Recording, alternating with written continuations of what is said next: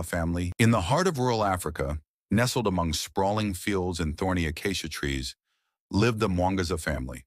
They were known for their deep faith and unyielding commitment to serving the Lord, even in a village that held no love for the Christian God.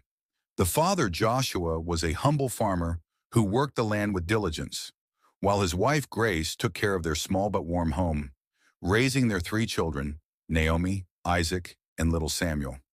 They were a family bound by love, courage, and faith, though their faith had long set them apart from the community around them. In a village deeply rooted in traditional beliefs, the Mwangaza's dedication to Christ was met with hostility. Neighbors kept their distance, often speaking in low voices about the foreign faith that had taken root in the Mwangaza household. Village elders, men respected for their knowledge of customs and heritage, viewed the family with suspicion. Whispers spread that the Mwangazas were inviting curses and angering the spirits, and soon their neighbors stopped even acknowledging their greetings. One dawn, as the family knelt together in prayer, an elder and a small group of men arrived at their door. They told Joshua that his faith was poisoning the village, urging him to abandon it and return to the traditions of their ancestors. But Joshua, with Grace and the children gathered close, answered with quiet confidence, "We serve a living God. He is our strength, and we will not turn from him." The village opposition only grew fiercer. Neighbors openly mocked the children as they walked to the well, and at the market people turned their backs, refusing to sell goods to the family. The Mwangazas endured it all with grace, relying on one another and the promises of their faith.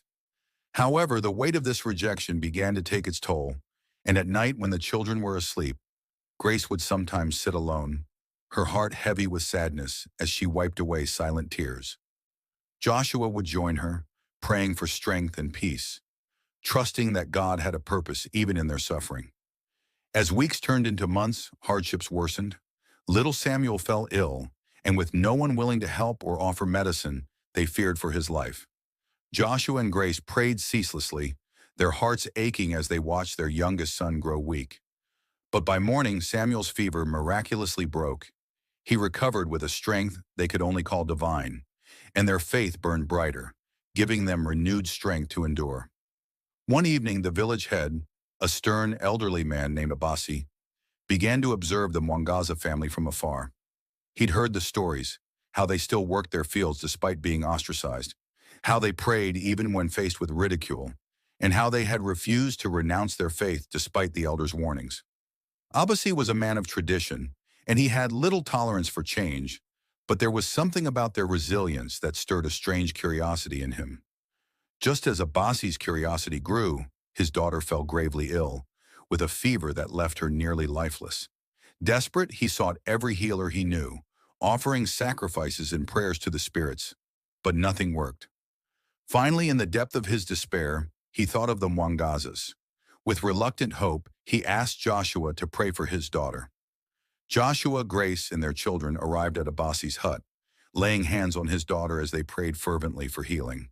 They stayed with her through the night, praying in faith, and by morning, Abasi's daughter was awake, her fever gone, her face calm and healthy. News of the miracle spread throughout the village like wildfire. Villagers, once cold and distant, began to visit the Mwangaza family, curious to learn more about the God who had saved the village head's daughter. The Mwangazas spoke of the love and forgiveness of Christ, sharing the story of Jesus with a compassion that touched the hearts of many. Even the most skeptical villagers found themselves drawn to this message, one that seemed to bring peace and unity rather than division and fear. Abasi himself, the village head who had once led the opposition, was moved by their message. In a public gathering, he declared that he too would follow this God who had shown mercy to his family.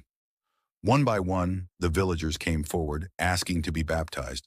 Joshua led them to the river, where they confessed their faith in Christ. The once hostile community transformed into a family united in love and purpose.